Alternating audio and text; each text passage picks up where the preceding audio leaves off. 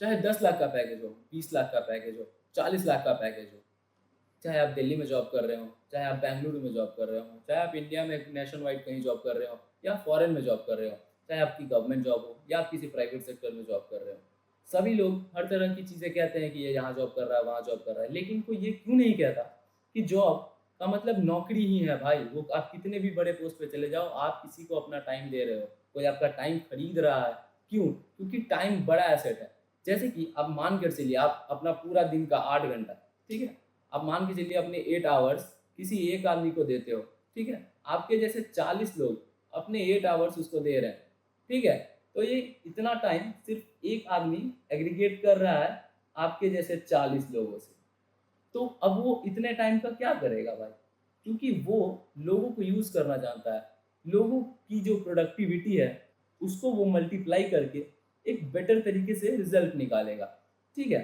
नौकरी में और गुलामी में ज़्यादा फ़र्क नहीं होता। दोनों में बस हम सर्वेंट्स को या फिर स्लेव्स को उतना ही देते हैं जिससे कि उनका पेट पल जाए, और पेट तो कुत्ते भी पाल देते हैं। फिर हमारा 14 साल स्कूल में जाने का क्या फ़ायदा? 4 साल ग्रेजुएशन करने का क्या फ़ायदा? फिर उसके ऊपर 2 साल मास्टर्स करने का क्या फ़ायदा? क्या ही फ़ायदा है कि हम अपने 18 से 20 साल को इन्वेस्ट कर रहे हैं, किसके लिए? गुलामी करने के लिए, वो भी किसी दूसरे के यहाँ, ताकि हम अपना सबसे इम्पोर्टेंट एसेट जो कि मेरा टाइम है, वो हम किसी और को दे दें, ताकि वो उससे प्रॉफिट्स कमा के फिर हमें ही रिटर्न दे दे। अब इसका ये मतलब नहीं है कि एजुकेशन गलत चीज़ है। एजुकेशन सही चीज़ है, लेकिन तभी जब हम उसे एक प्रॉपर डायरेक्शन में करें, मतलब एक सही तरीका कि हमें क्या चाहिए, हमारा क्या डिज़ायर है, उसको फुलफ़िल करने के लिए क्या, जिस तरीके में मैं मेहनत कर रहा हूँ, क्या वो चीज़ सक्सेसफुल होगी, क्या मैं वो चीज़ अचीव कर पाऊँगा। इसको हम लोग 2 लोगों के एग्ज़ाम्पल से समझते हैं, ठीक है? पर्सन ए और पर्सन बी। पर्सन ए है रामू, ठीक है? और पर्सन बी है अनिल। रामू अपने एकेडमिक्स में टॉपर रहा, अपने बोर्ड्स में टॉपर रहा, अपने ग्रेजुएशन में टॉपर रहा, इवन वो अपने अर्ली 25 में ही एक जॉब लेने में सक्सेसफुल हुआ, और उसकी जो पैकेज लगी वो पर मंथ 1 लाख रुपीज़ मान लेते हैं, ठीक है, 1 लाख रुपीज़ उसकी सैलरी लगी पर मंथ। तो अब इसके अकॉर्डिंग वो ईयर के कितने कमा रहा है? ईयर के कमा रहा है 12 lakhs. Oh my God, 12 lakhs per annum. सुनने में कितना बड़ा अमाउंट लग रहा है। अब मान के चलते हैं कि उसे अपने एक सपनों का घर बनाना है। अब उसको एक घर बनाना है, ये उसका ड्रीम है कि भाई मैं अपना एक अपने कमाई से खुद का एक घर बनाऊँ।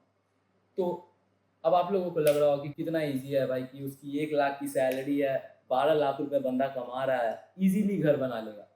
लेकिन कैसा लगेगा जब मैं कहूँगा कि नहीं, ये चीज़ तो पॉसिबल ही नहीं है।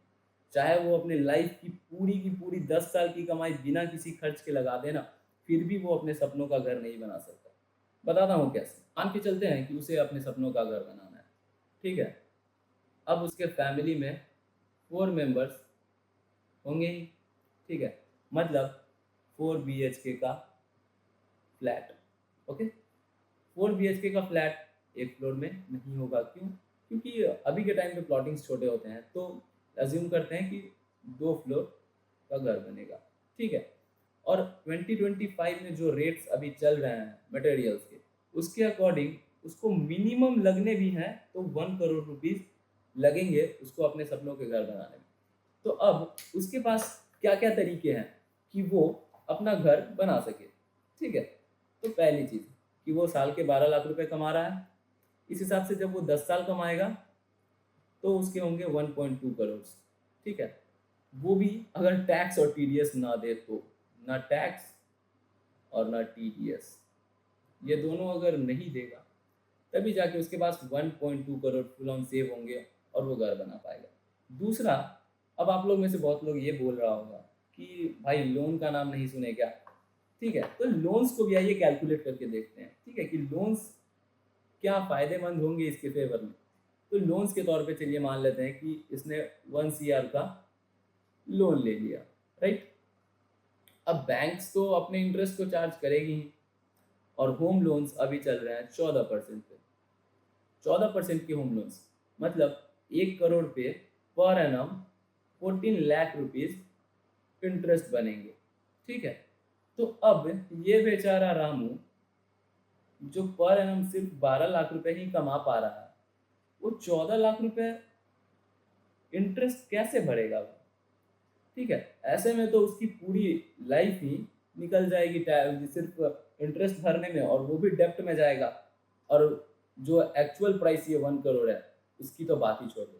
तो वैसे में ये रामू क्या करेगा? क्या रामू अब अपने सपनों से कॉम्प्रोमाइज़ करेगा, या फिर अपने पेट पालने पे ध्यान देगा और ये भूल जाए कि मेरा कभी सपना भी था कि मैं अपने पैसों से खुद का घर बनाऊँ? उसकी सारी मेहनत, उसने अपने एकेडमिक्स में जितना अच्छा परफॉर्मेंस दिया, ठीक है, सब वेस्ट। उसने उसके रैंक्स का क्या ही इम्पोर्टेंस रह गया जब उसकी लाइफ की एक सबसे बड़ी ड्रीम अधूरी रह गई, वो उसे पूरा नहीं कर पाया। तो क्या इसमें रामू की गलती है? अब बात कॉम्प्रोमाइज़ेस की चली रही है, तो एक इंसिडेंट मैं शेयर करना चाहूँगा आप लोगों के साथ।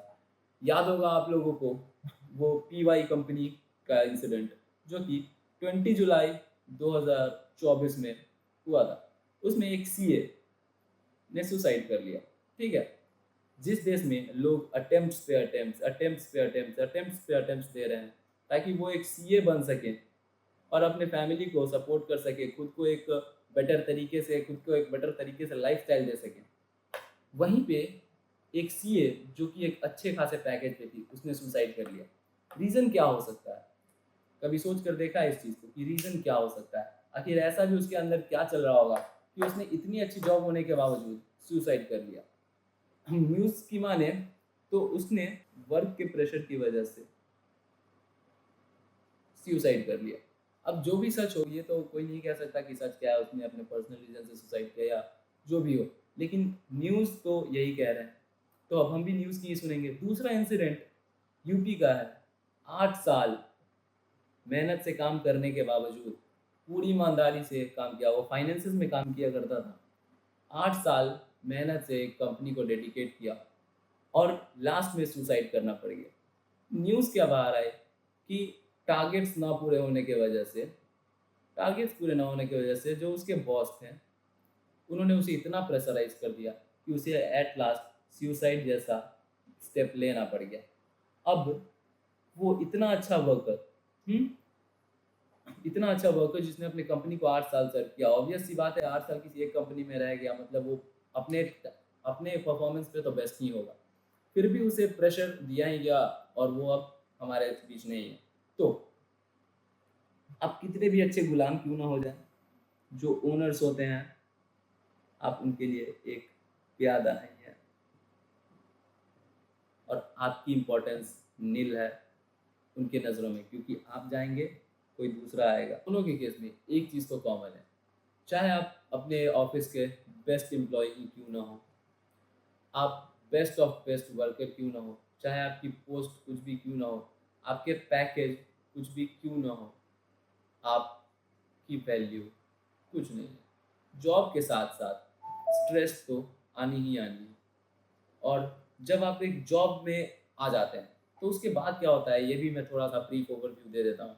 जब आप एक जॉब में आ गए, राइट, अब आपने एक जॉब ली है, ठीक है, आप एक जॉब में, अब आपकी इनकम फिक्स हो चुकी है, ठीक है, मान के चलिए 1 लाख है, फिक्स हो चुकी है, ठीक है। अब आपके जो खर्चे हैं, एक्सपेंसेस जो है, वो इन्फ्लेशन के साथ वो तो बढ़ेंगी ही बढ़ेंगी, वो तो रुकने से रहे। इसमें क्या होता है, जब आपके लाइफ में एक भी अप्स और डाउन्स आएंगे, तो आपको तो पहले से ही अपना जॉब का बर्डन है, ऊपर से इस अप्स एंड डाउन्स के बर्डन्स को आप नहीं झेल पाएंगे, उस समय आप स्ट्रेस्ड हो जाएंगे। डिप्रेशन एक कॉमन चीज़ हो गई है, अभी तो बच्चे बच्चे को डिप्रेशन होने लगा। डिप्रेशन जैसी चीज़ों के आप शिकार हो सकते हैं, और इसका ये रिजल्ट है कि ये दो इतने होनहार अपने ऑफिस के वेल, और मतलब कह सकते हैं बेस्ट ऑफ द बेस्ट रहे होंगे। एक ने 8 साल सर्विस दी, एक इतने अच्छे पैकेज पे थी, फिर भी इसे ऐसा स्टेप लेना पड़ गया।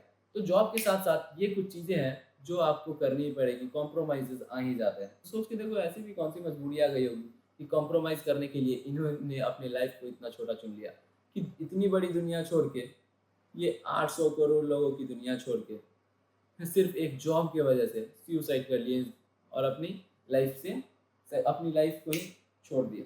अब हम आते हैं अपने पर्सन बी की तरफ, अनिल, ठीक है, एक 18 साल का लड़का जो कि हर दिन एक ही चीज़ सोच रहा है कि मुझे अपने बिजनेस को दुनिया के हर एक व्यक्ति तक कैसे पहुंचाना है। सुनने में कितना बड़ा लग रहा है कि पूरी दुनिया को कैसे कवर करेगा, लेकिन सोचने में क्या जाता है, सोचने के पैसे लग रहे हैं क्या? अगर वो यही सोच लेंगे कि मुझे 100% लोगों को एक्वायर करना है, आगे बढ़ता है और सिर्फ 25% अपने टारगेट को अचीव करता है, वो फिर भी लाखों करोड़ों लोगों से ऊपर चला गया। मालूम उसने सिर्फ ये 25% अचीव करके कितने कमाए? 200 करोड़। पूछो कैसे? 800 करोड़ की आबादी है, इसका 25% निकालेंगे तो होते हैं 200 करोड़ रुपए। सिर्फ अगर 1 रुपए भी अगर ये अपने एक कस्टमर से कमाता है ना, तो वो 200 करोड़ रुपए उसके तो कहीं नहीं जा रहे हैं। तो बड़ा सोचने में क्या जाता है? कुछ नहीं। अभी रिसेंट कृष्णा अरोड़ा का नाम आपने सुना होगा, रोल्स रॉयस खरीदा है भाई उसने, हमारे ही एज ग्रुप का लड़का है। तो हम में और उसमें क्या डिफरेंस आया? वो सोचा, उसने कुछ सोचा तभी तो उसने किया। उसने प्लान ऑफ एक्शन बनाया, प्लान ऑफ एक्शन बनाया, उसके लिए रूल्स बनाए, खुद को सेक्रीफाइस किया कुछ चीज़ों को, और सबसे ज़रूरी एक प्रॉपर वे चुना। उसने तो जॉब नहीं चुना, उसने तो कुछ ऐसा नहीं चुना कि वो एक लिमिटेड अमाउंट पे जाके फिक्स हो जाए, ऐसा उसने कुछ नहीं चुना। उसने चुना एक तरीका जो कि लिमिटलेस पैसे बनाए, मतलब मल्टीप्लिकेशन पैसे का। अगर आज एक है तो कल दो होगा, फिर कल उसको भी दो से मल्टीप्लाई करेंगे, फिर कल उसको भी दो से मल्टीप्लाई करेंगे। मतलब उसने पैसे में बाउंस रखा, ये नहीं कि आज 1 रुपये, फिर अगले महीने फिर 1 रुपये। अब मैं यही सोचूं, अब मैं यही सोचते रह जाऊंगा कि 1 रुपये मुझे कहाँ खर्च करना है, फिर अगले महीने भी मैं यही सोचूं कि 1 रुपये में क्या करना है। और धीरे धीरे मेंटालिटी इस तरीके की हो जाएगी कि मैं सिर्फ यही सोचते रह जाऊंगा कि जो अब मेरे अगले 1 रुपये आने वाले, इसमें मैं क्या करूँ। हाँ, अगर टेक्निकल चीज़ें समझ में नहीं आ रही, अभी भी मेरी बातें समझ में नहीं है कि मैं क्या बोलना चाह रहा हूँ, कि क्या चूज़ करना है, तो आ जाते हैं हम लोग ग्रोथ स्टॉक्स पे, आ जाते हैं अपनी आपको अपनी लैंग्वेज में समझा देता हूँ। अगर हम 100 संस्कारी लड़कियों पे लाइन मारेंगे, अगर एक पटेगी भी तो वो भी संस्कारी नहीं होगी, कोई झंझट कोई भी लोचा नहीं है। इस एग्जाम्पल से मेरा बस यही कहना है कि अगर ट्राई करना ही है तो बेस्ट चीज़ के लिए ट्राई करो ना, उस चीज़ के लिए क्यों ही ट्राई करना जो कि आगे चल के वेस्ट हो जाएगी। मेहनत तो उतनी लगनी है। और सर्कस के शेर में और एक कुत्ता जिसके गले में पट्टा बंधा होता है, उसमें कोई डिफरेंस नहीं है। दोनों ने अपने लिमिटेशन, दोनों ने अपने बाउंडेशन बांध के रखे हैं। तो क्या आप भी जॉब करने की सोच रहे हो? हाँ, अब सबसे इंटरेस्टिंग टॉपिक, यहाँ पे लड़कों को बहुत मजा आने वाला है। पूछो कैसे? हर एक लड़के में एक ड्रीम कार की फैंटेसी जरूर होती है कि अपने जीते जी एक कार लेनी है, चाहे वो BMW हो या फिर G क्लास, है ना। अब इन दोनों गाड़ी का अगर टॉप मॉडल का रेंज लिया जाए तो वो होता है 3 करोड़ रुपए। 3 करोड़ रुपए, ठीक है। अब इसके लिए हमारा इनकम क्या होना चाहिए, क्या सोर्स होना चाहिए, इस पर भी बात करते हैं, ठीक है। अगर हम अपने अर्ली 25 में एक जॉब ले लेते हैं, ठीक है, 1 लाख पर मंथ का, ठीक है, तो हम 20 साल मान के चलेंगे काम करेंगे, तो हम 45 पे रिटायरमेंट लेंगे, तो 20 साल हम काम करेंगे। तो अब ये 3 करोड़ रुपीज़ अचीव करने के लिए मेरा मिनिमम सैलरी कितना होना चाहिए? अब 20 ईयर्स है, तो अगर इसको मंथ्स में कैलकुलेट करेंगे तो 20 × 12, राइट, ये हो गया 240। मतलब 240 मंथ्स मेरे हाथों में है कि 240 मंथ्स में 3 करोड़ रुपीज़ जमा करना है ताकि मैं अपनी ड्रीम कार ले सकूँ। अब 240 मंथ्स को आप डिवाइड कर दो 3 करोड़ से, ठीक है। 240 को आप 3 करोड़ से डिवाइड कर दो, पता है इसका आउटकम क्या आएगा? 1,25,000 रुपये, वो भी बिना टैक्स और TDS के।